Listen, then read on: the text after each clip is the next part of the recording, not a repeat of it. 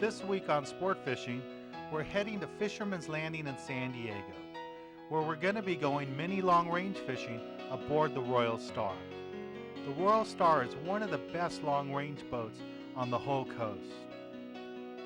Well, after a short stop at the bait tank, we'll be heading south, looking for tuna and yellowtail.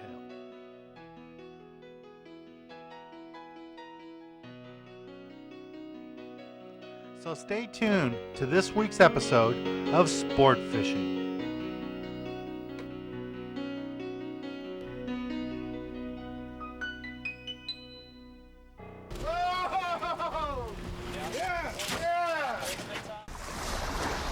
Welcome to Sport Fishing with Dan Hernandez.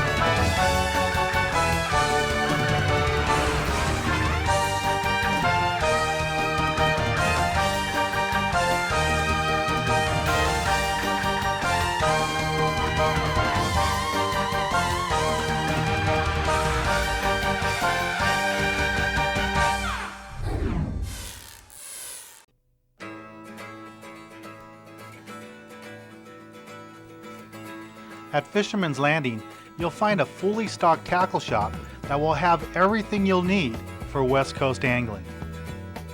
As soon as everyone gets all their gear on board, we'll be leaving the docks and starting our 3-day fishing adventure aboard the Royal Star.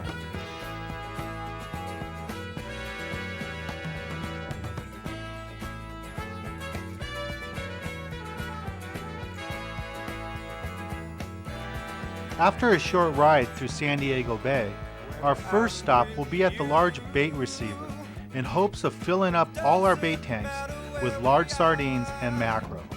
But just getting through the bay through all these sailboats and small boats can be a challenge in itself.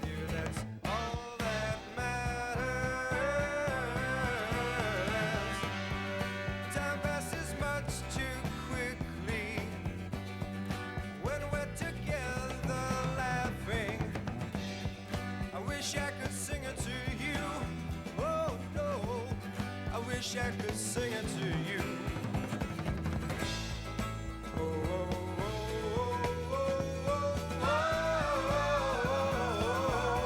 All of the crew members worked very hard to load all of the boat's bait tanks, and we'll even fill up the slammer too.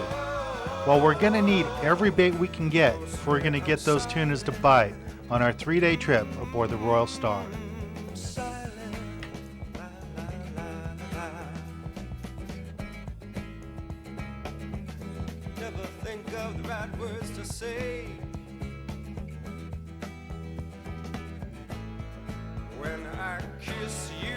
Well, now that we're all baited up, it's time to go in the galley, where the skipper's got everybody together to go over the types of fishing that we'll be doing on this trip.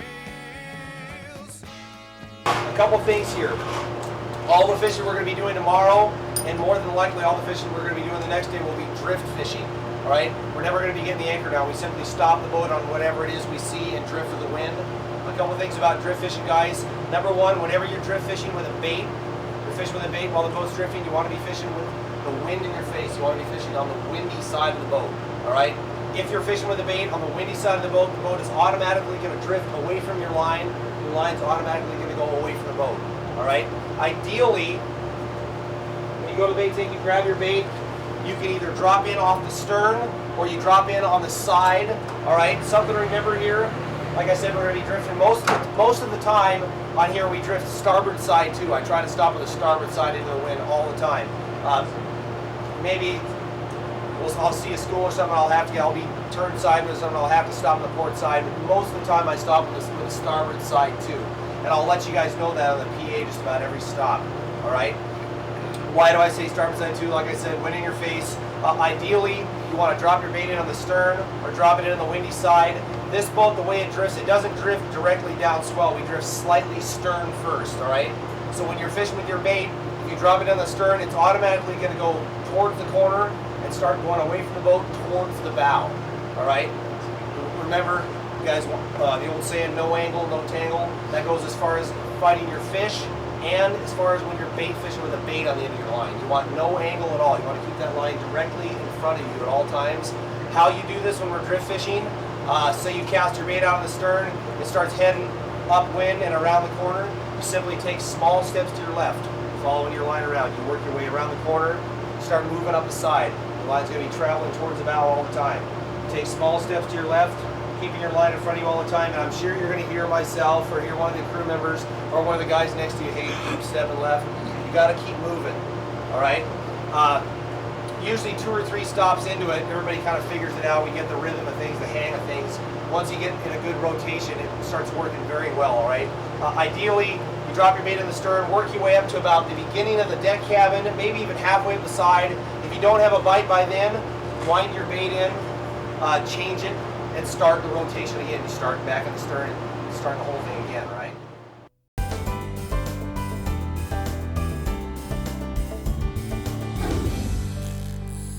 A medium-sized bait rig, something with say 50 pound, even 60 pound, nothing lighter than 40 pound for your medium-sized bait rig, right?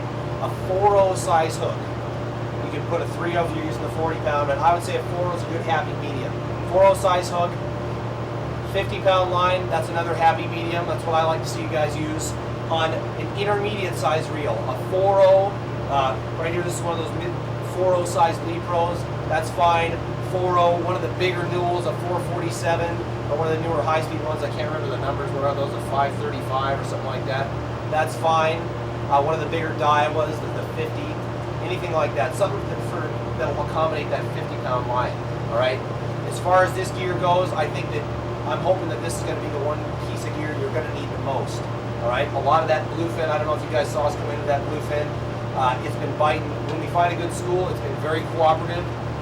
They've been biting the 50 pound line, the 60 pound line, excellent. They've been biting it good. No problem getting a bite on that size line. No problem getting a bite with a 4.0 hook.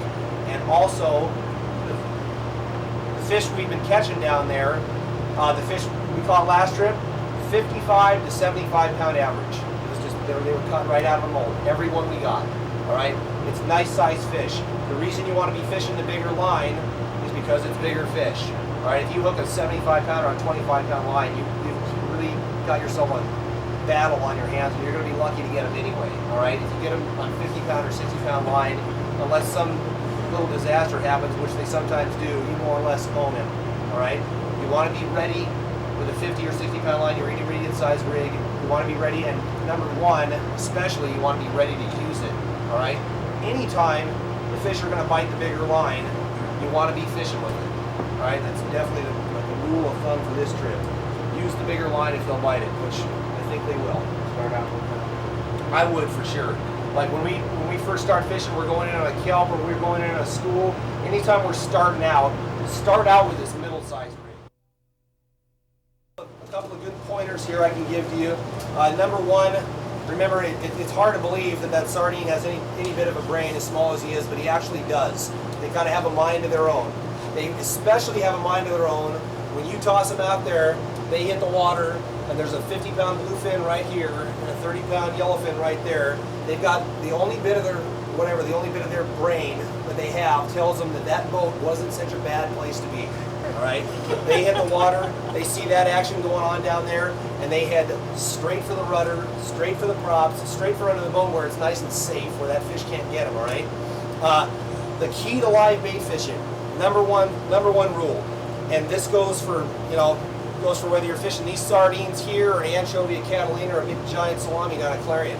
The key to bait fishing is right here in your fingertips. Feeling your bait, feeling your line. What are you feeling for? You're feeling for that bait kicking on the end of your line. You're feeling for his little tail beat, that all the time. If you can't feel that tail beat on your line, if you can't feel him kicking along there, there's something wrong. Something has happened. He's either gone back under the boat, he's made a big loop, he's gone out the opposite direction. Either that or a fish is eating him coming straight at you. All right? If you can't feel your bait, you'll hear me say it, you'll hear the crew saying it all the time. If you don't feel your bait swimming, find out why. This is exactly what we're talking about. If you don't feel that tail beat on your line, there's a couple of things to do. Number one thing, a lot of times it happens right when you toss your bait out. Boom, it hits the water, and it just goes slack on you. The bait's coming right back onto the boat. The thing to do then, the first thing, try backpedaling the spool a little bit. Try getting that slack out, because a lot of times that bait hits the water and he'll get stunned for a minute. There'll be a little bit of slack, and he'll be sitting there trying to gain his senses. If you just backpedal that spool a little bit, kind of give him a little tug, it kind of gets his senses back to him, and he'll dart off down into the deeps. All right? Hopefully that's what he'll do. If you backpedal your spool a couple of times and it's still slack, you can pretty much assume that he's running straight at you fast. Thing to do then, put it in gear and start winding. Wind fast, catch up with him. A lot of times you'll get him right before he goes into the wheels there. Wind it back up and try tossing him out again. A lot of times you're fishing a bait, you might try tossing him once, twice, even 3 times, and you'll get one that no matter what you do, he's going back under the boat. The thing to do then is shake him off and go get a new one. All right, because you know, more or less, that's what you need to do. Just try changing it.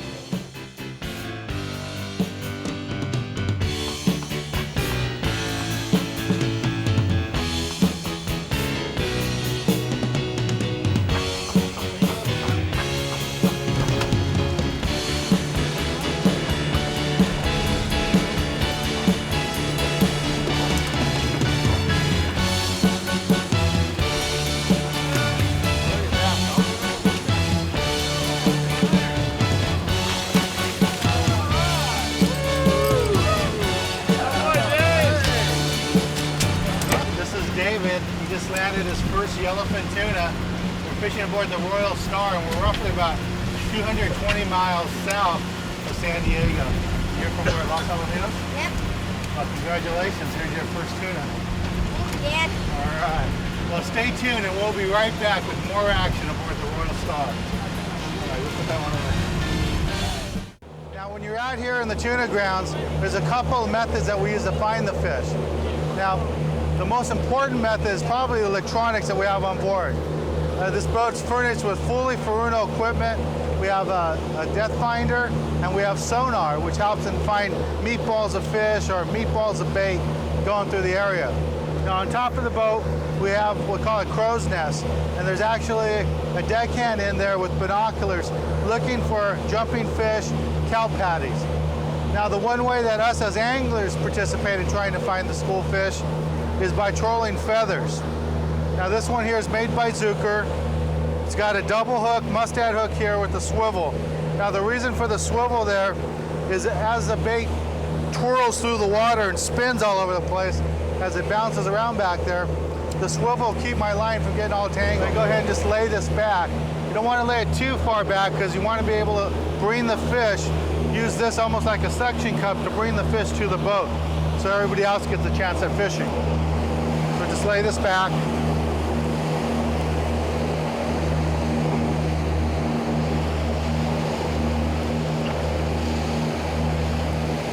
You want to sit at about the second, almost to the third swell back there. There we go.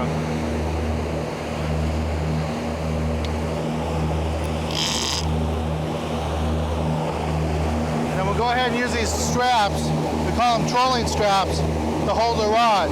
That way you don't have to stand there the whole time holding the rod up. Just leave it like that. Well, that's just one of the methods that we use here to find the fish. Right now, the crew member's back up there, and the skipper and the rest of the crew is looking at all the electronics, trying to find fish too. Let's see if we can find us some here.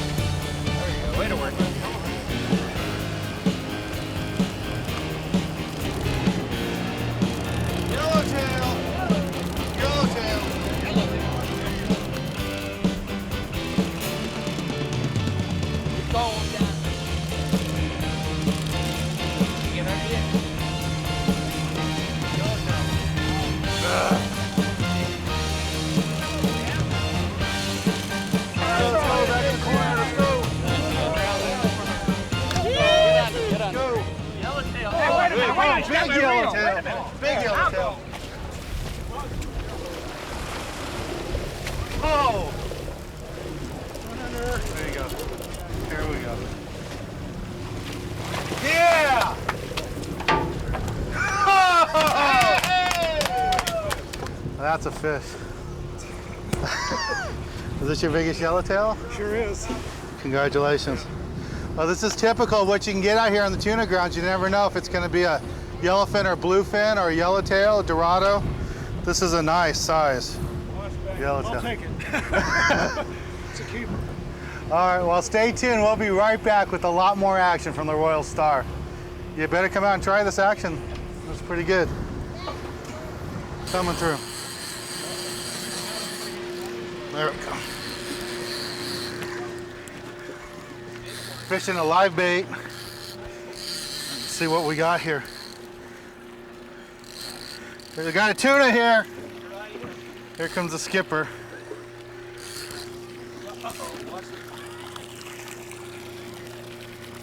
Yeah! Ooh. There we go, right kind. This is our skipper of the Royal Star, Tim. He just gaffed this fish for me. Beautiful gaff right in the head. And this is what we've been trying to find. Not the skipjack, but the yellowfin tuna. Thanks a lot, Tim.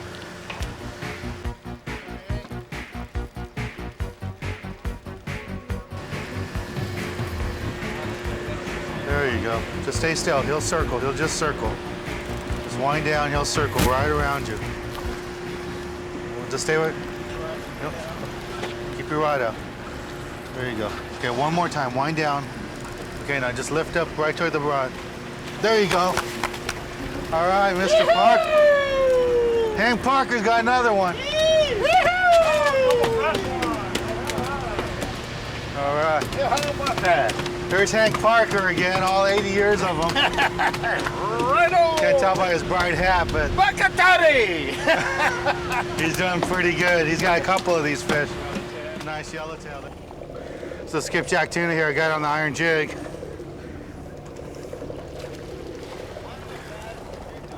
We'll go ahead and bounce them up.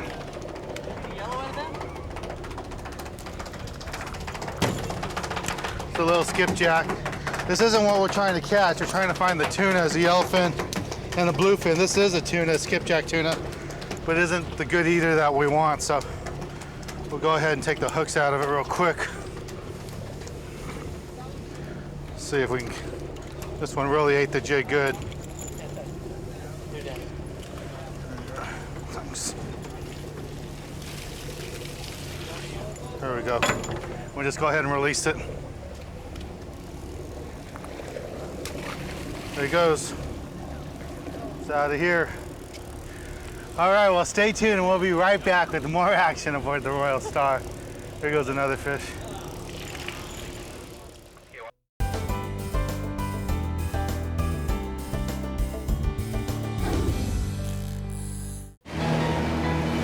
Hi, my name is Jason Sweeney. I'm one of the crew members on the Royal Star. I'm here today to show you a few quick knots. First, I'd like to point out the ideal rod situation for these larger sized fish. We have here a Penn International SW, which is a 2-speed, ideal for the larger fish. The first knot I'm going to teach you today is going to be with 80-pound test and a size 7/0 hook. This is good for the larger baits. This knot is simply putting the line through the eye of the hook, twisting up the lines 5 times, and then back down towards the eye of the hook 4 times, and back through the loop. Cinching this one tight, this is ideal for the larger size fish, a very strong knot. The next knot I'm going to show you today is called the Palomar knot. This is also a good knot for larger fish, easy to tie and also quick for the hot bites. This one is simply pulling the line over, going through the eye of the hook,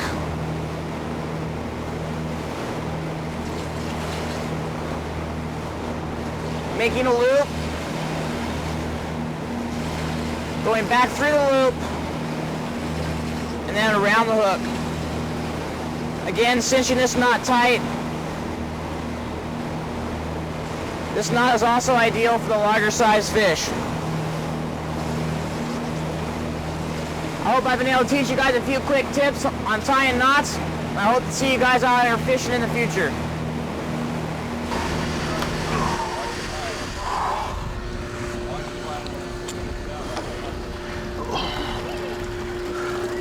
We're close. Gotta keep his head up. Come on, baby. Come on.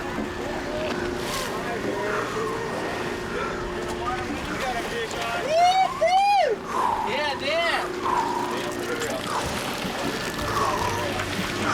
Yeah, over here. We got it.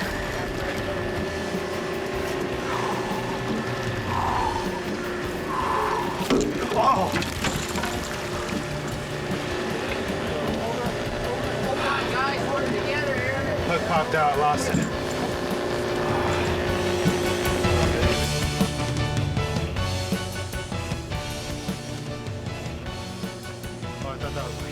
Well, that fish got away, but join us next week when I get another shot at a big tuna. And on next week's episode, we'll have part 2 of our 3-day trip aboard the Royal Star. The fish get bigger and they get a lot meaner too. So make sure you set your TV and VCR to watch us right here on Sport Fishing.